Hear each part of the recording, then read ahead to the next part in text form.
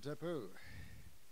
I'm Heru Ankara Samaj Sepata, the elder keeper of the Shrine of Ptah, elder guide at the Shrine of Ma'at, and I'm here at the studio of Ptah, where I create joy ari.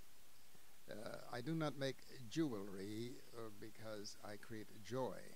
Ari in the Kemetic language means to do, to make, or to create. And when people see what I do, it gives them joy, and they enjoy having items that connects them to the ancient legacy of their ancestors. And that's what I basically do. Yes, sir. So, when you asked him, what brought you to see a beautiful young picture? What brought you from there to where you are? Consistency in teaching and learning about our ancient culture. I feel we as a people need to recalibrate ourselves because we've been turned around. Our life has been turned upside down because we're in captivity to a patriarchal order which is in conflict with basic African matrilineal and matrifocal thinking and being. And so by delving into the oldest African culture from which that has a connection, a connectivity to all African cultures based upon Sheikh Anta Diop's work, The Cultural Unity of Africa. It's necessary for us to identify with the oldest and the longest lasting Ma'atian culture that has ever been on this earth. So I just have maintained a consistency in what I do, in banging, as they would say in the hip-hop world, on this culture. What gave you your inspiration as in from your youth to inspire you? Oh, that's very simple. My father, who was a Christian minister, joined the Marcus Garvey movement when he was in the Dominican Republic, where I was born, incidentally. And he, when I was very young, he uttered a word, Tutankhamen, and he told me that I should study the ancient Nile Valley culture because he was very interested in it. And so that's what I've occupied myself with. And when I came to America, subsequently meeting Dr. Ben, who sounded very much like my father in terms of his comprehension of African culture and legacy, I just developed from there. And of course, doing the craft, because I always say, if you claim a culture, you must be able to create from the inspiration of that culture. And that's what has fueled my determination to give the people not what they want, because what they want, they have been they have been forced, literally because of advertising, to want. But what we need is a connectivity to who we are as a people of African ascent. And that's why I do what I do. Okay, so in terms of this,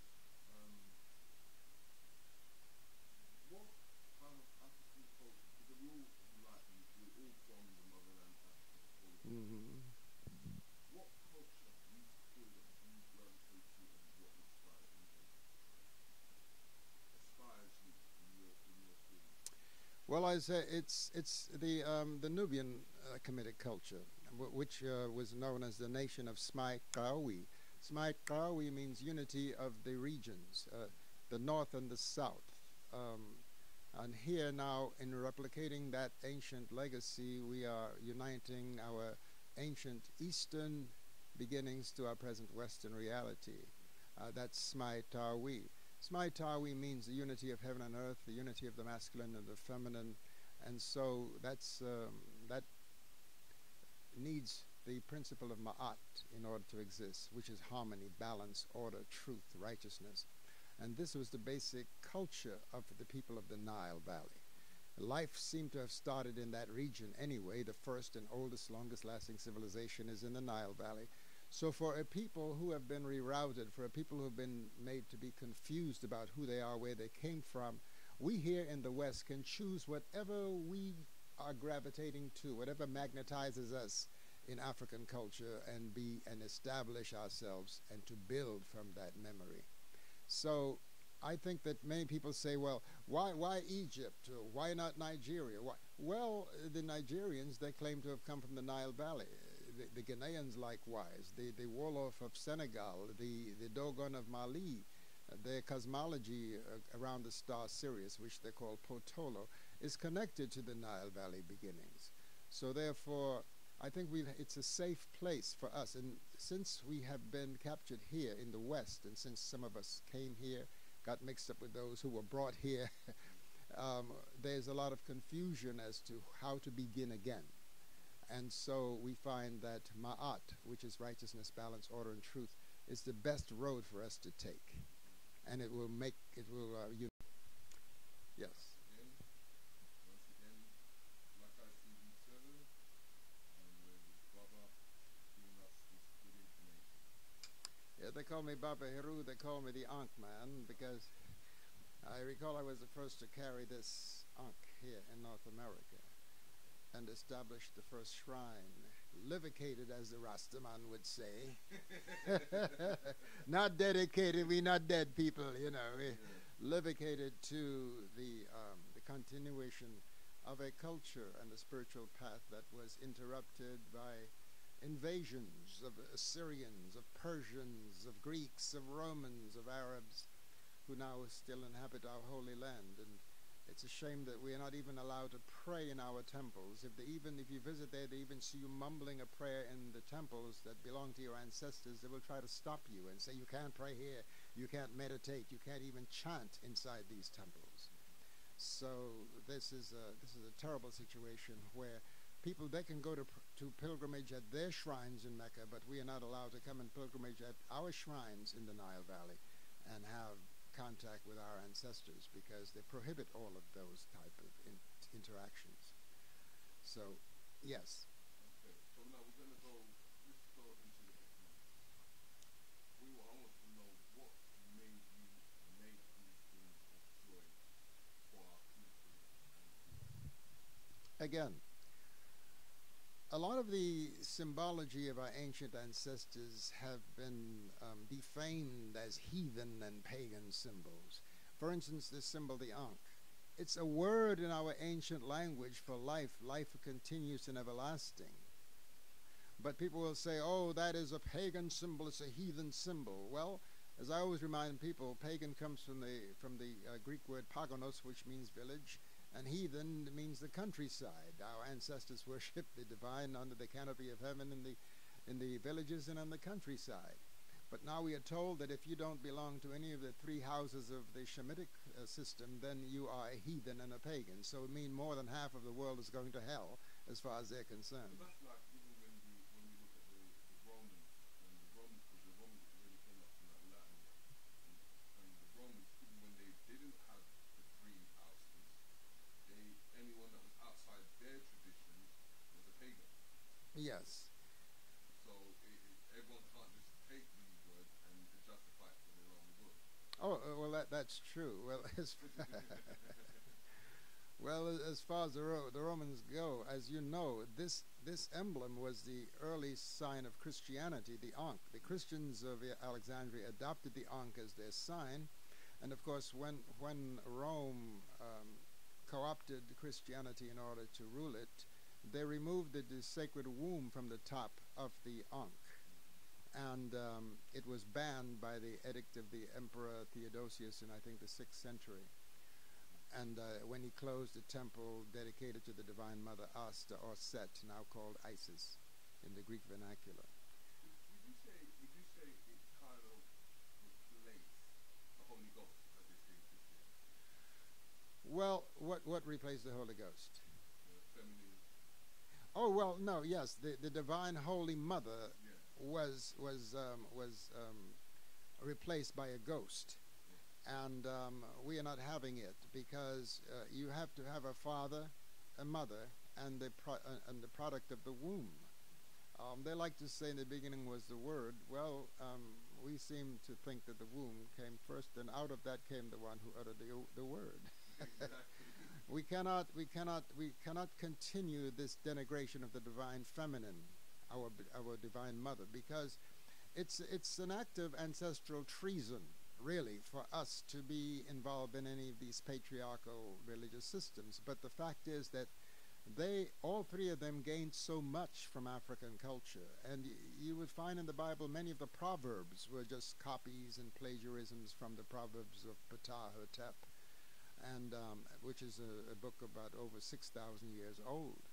And so we are called upon to live our truth, to rediscover who we are, to claim the very best that we can from our ancient culture and move forward into the future with it. Yeah.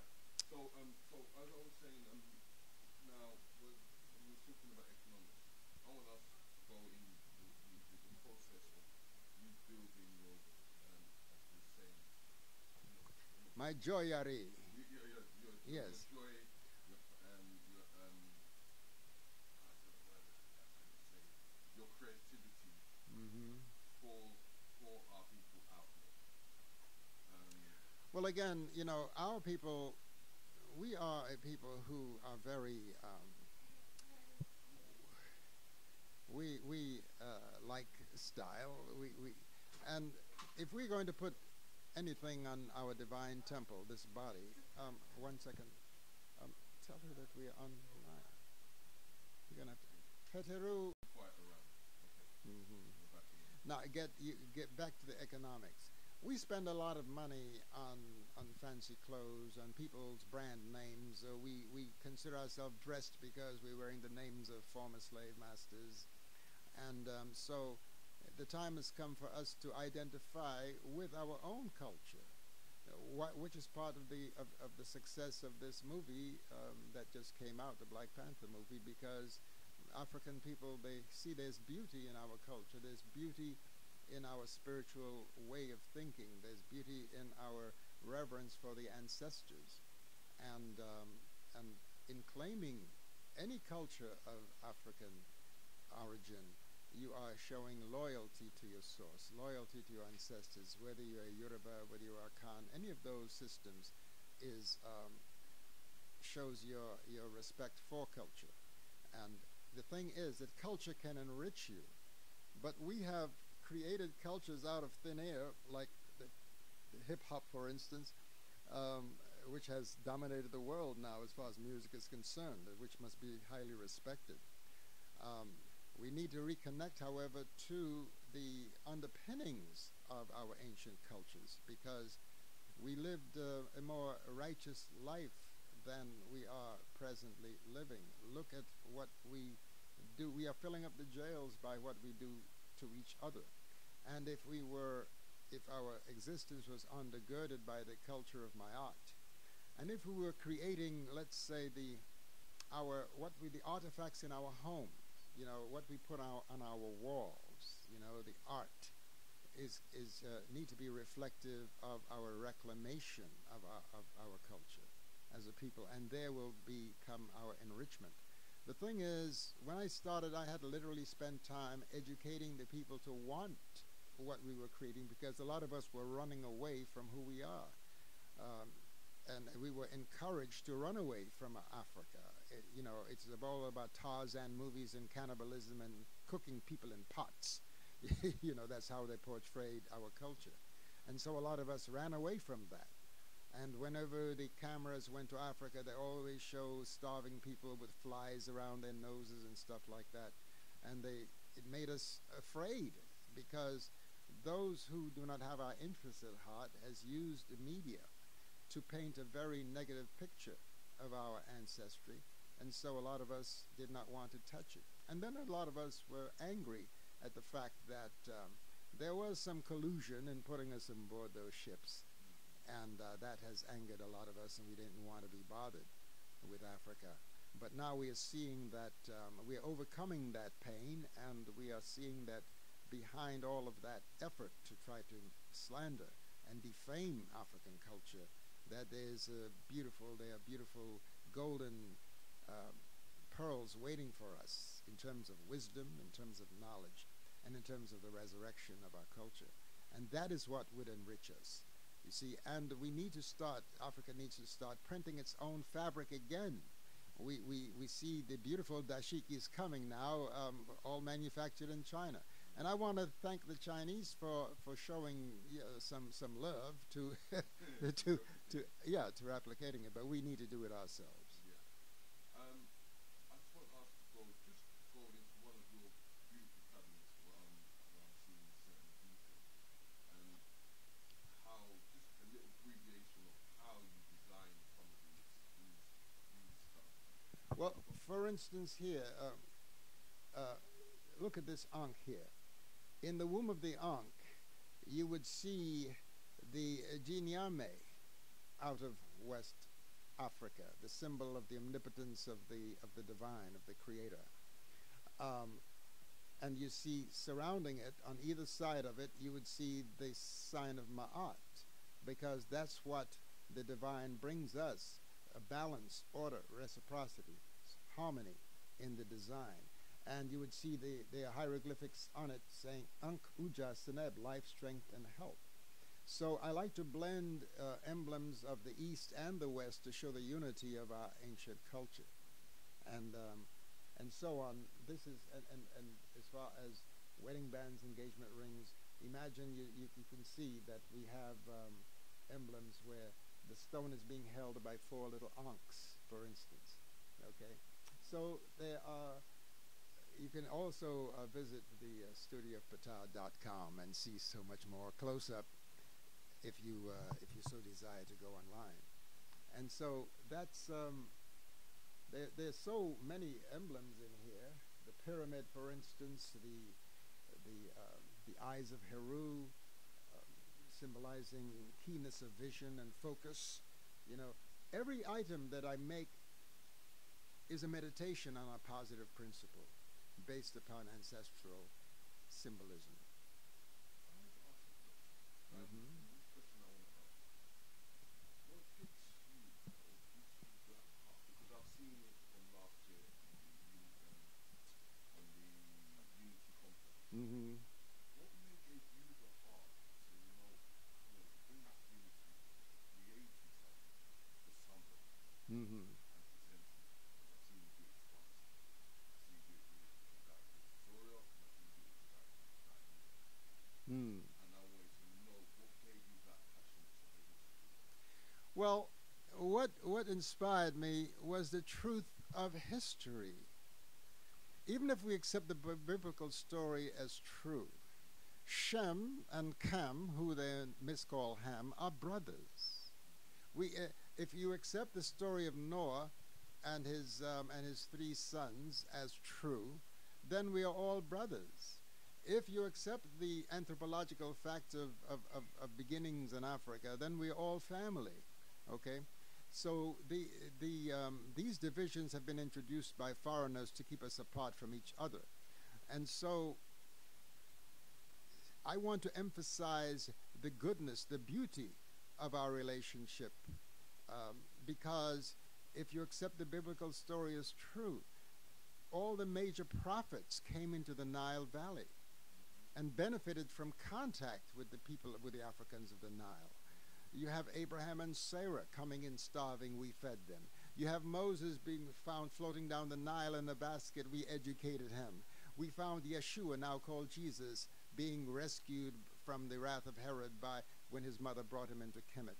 So this kind of unity of these 2 brothers, Shem and Cam, based, if you accept those stories true, shows that there's an ancient connection that we had. And there's no reason why the positives should not be restored. We read in the Bible that there arose a Pharaoh, one Pharaoh, they said, who knew not Joseph and treated the Hebrews harshly. Well, how are you going to dog the totality of our whole culture because of what one person did? It's not right. It's not fair. But because many of the scriptures we see today have been plagiarized from the African legacy, from the temple walls and from papyri which they found in our temples. Like, for instance, when Yeshua was being, according to the story, was being baptized by John the Baptist, a voice came out of heaven saying, "This is my beloved Son in whom I'm well pleased." Well, those exact words could be found carved in stone at Saqqara in the pyramid of Unas. where you would see those same words about the pharaoh, the king Pepi the First. This is my beloved son in whom I'm well pleased. Many of the Egyptologists, I call them Gyptologists, will show that the 104th Psalm was written by Nefertiti's husband, Atenre Akhen, who they call Akhenaten. All right. So we see that so much. The story of Lazarus is nothing but a takeoff on the story of Asar, who they call Osiris. All right. That Asar was raised into life by two women.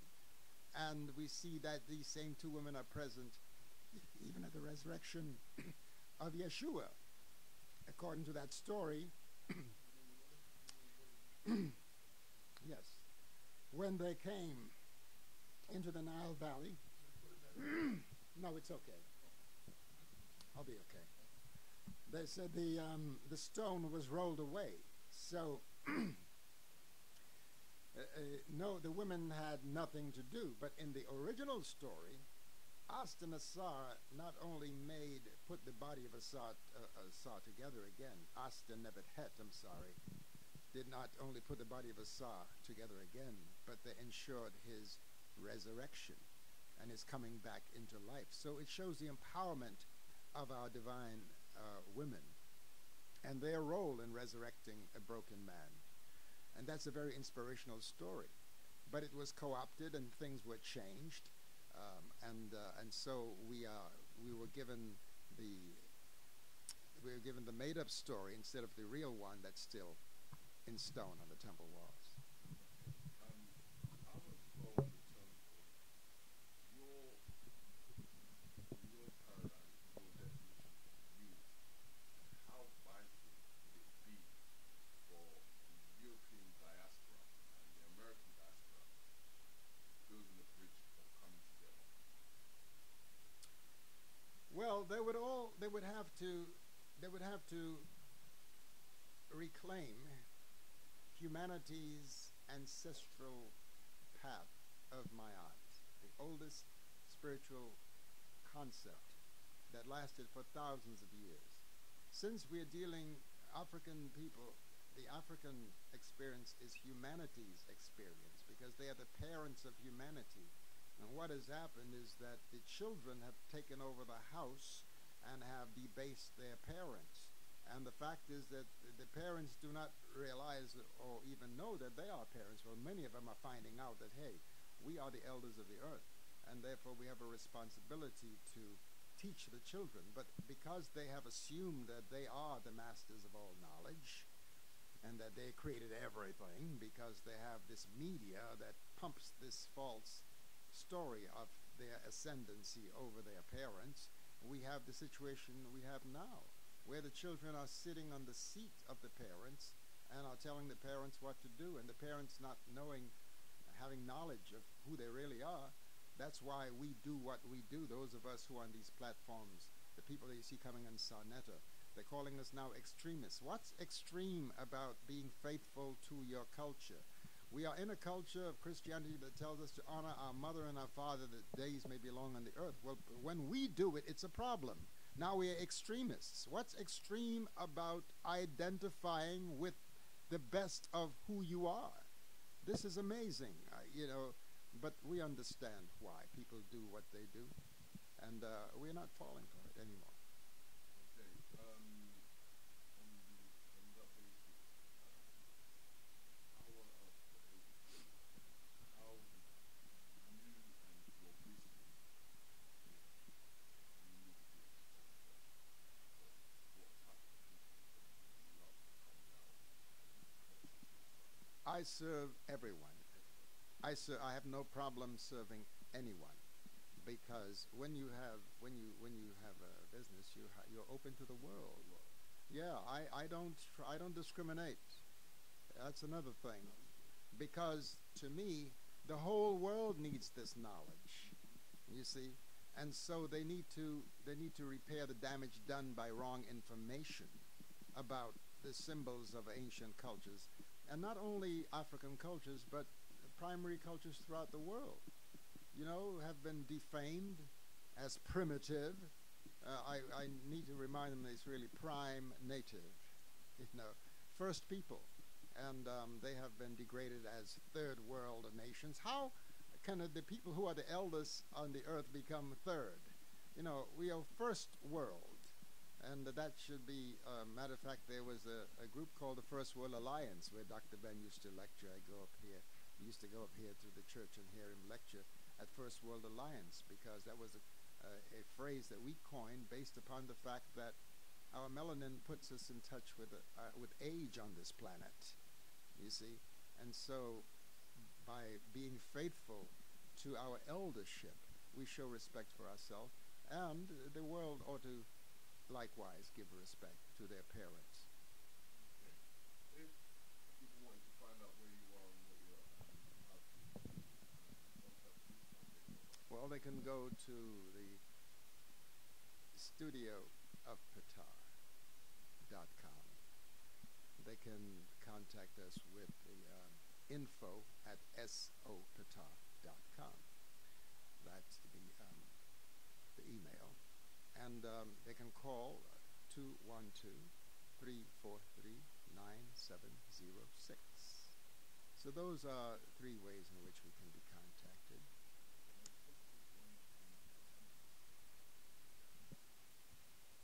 If you was to give a legacy to somebody, or how would you spread your wings of your knowledge,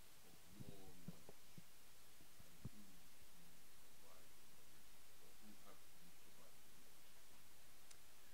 I've provided my knowledge to those who have been seeking, because there's an awakening going on. It's been a long time coming, but we realize we have been duped. And as Malcolm said, we have been bamboozled.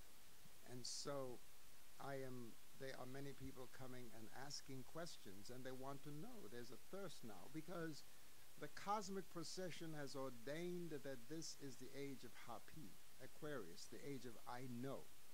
Belief is taking a seat, because it's time that belief sits down and that knowledge comes on the scene. But not just knowledge as knowledge held, but knowledge practiced and applied.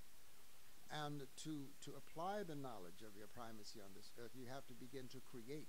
Our hands should be more active in creating anything we can create to surround ourselves with the fruits of our culture. And nowadays we see the youth just using their hands to pull their pants up that keeps falling down. And I'm not knocking them, because we know that that's something that was imposed upon them when they were put into prisons, you see. And so we just have to claim who we are, stand up and not be afraid. But many of us, I've been dressing in a way I used to wear this nemes that you see me wearing, which is the basic headcloth worn by farmers in the field. It was later formalized and made into the headdress for ceremonial purposes. You see King Tut wearing it. It's just a piece of cloth. But after 9/11, anybody seen wearing a piece of cloth on their head was equated with you-know-whom. And the poor Sikhs of India were so vilified and murdered in the streets because they were wearing their turban. Because, you see, unfortunately, here in the West, people are so ignorant of other people's culture. They feed us European culture day in and day out, but when it comes to learning anything about foreign cultures, a lot of people just want to deal with that.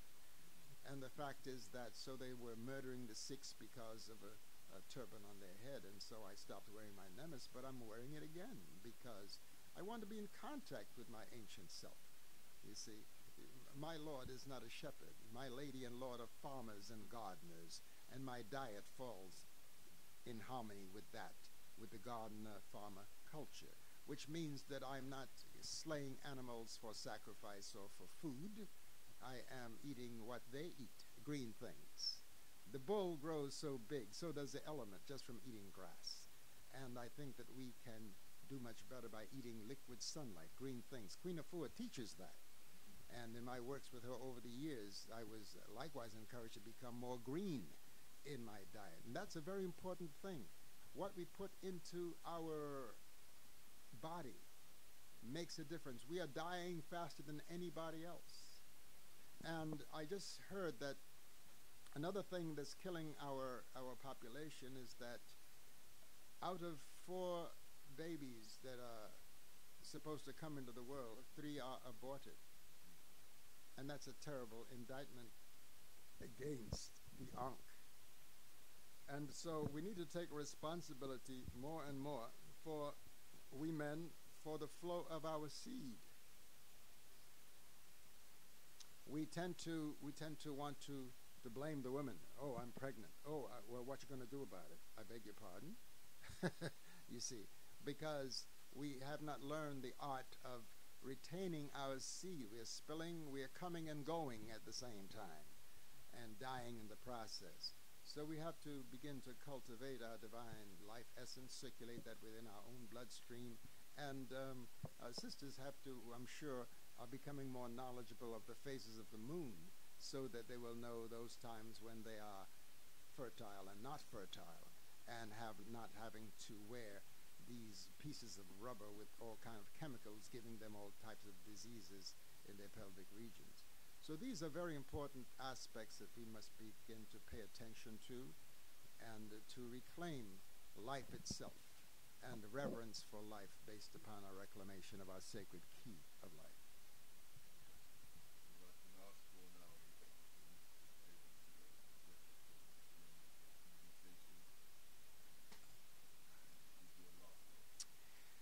Well, I want to honor ICE. Well, it's an acronym for Black Ice TV, indeed, yeah. Shout out to Black Ice TV. And for you to get on a plane and come all the way here to aid in this resurrection of Africans in the West is a marvelous thing, my brother. And I know it's not easy for you carrying all the bags that you have to carry and doing all the things that you do, coming here so early in the morning. Yes, I know. You must be very inspired because you see something happening and you want to capture it and make it immortal so that others can have access to this resurrection. So I want to thank you for coming and thank you for what you do, you know, and the effort that you make to connect us to our brothers and sisters in London, in England, and in Africa, precisely, the world over. That's what we call the divine enter or netter or nature, and we say we are happy to have the internet, the netternet, because now more of our people are being exposed to knowledge that they would not be getting, because we are image oriented. We like to see things. That's the reason why we used to paint the images on the temple walls. That's the reason why we used to do the graffiti. The hip-hop brought that back, the graffiti, but we did not have the knowledge of what really to put on the wall. So we put anything that just the color. We wanted to have color in our lives, so we painted the subway cars with color. And of course, precisely, yeah, many buildings have those, and people used to go to jail for painting on walls because they have an ancient ancestral memory of having painted on walls. So we were just continuing something that was interrupted by barbaric people. Thank you, Baba. Thank you. And we'll be back. I'm sure. And on the 7th of July. Mm-hmm. I'll be back next month. Oh, great. Wow, look at that. Yeah, I need to give a shout out to Sanetta, who is doing such a fantastic work.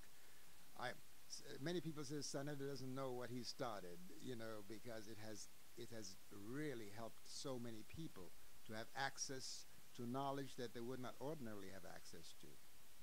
And he brings on a mixture of different people to give the community a voice, to express themselves, because we've been holding so much in for so long a time that it has made some of us literally crazy.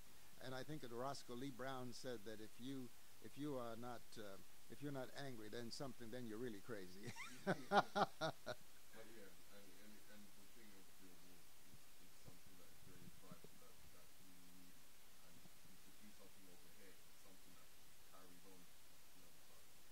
Oh, definitely, definitely. And I look forward to seeing that continue all over, wherever we are, coming into resurrection and awakening. Mm-hmm. So I want to thank you, Black Ice TV, for coming to the studio of Fatah. Thank you so much. I saw you at the National, where was it, Alhambra Ballroom for the Unity Conference. And I need to say again that was an effort on my part in honor of our community, because when I pulled out the Morgan David, the Star of David, and gave it to Zarek, the whole crowd stood up because our people, especially our women, they want to see us getting along with each other. Women do not like harsh words. They do not like to see their men fighting each other. We should be focused on who's fighting us instead of fighting each other. So that is what you are helping to bring to the fore. So Black, shout out once again to Black Ice TV. Thank you, brother. Thank you so much.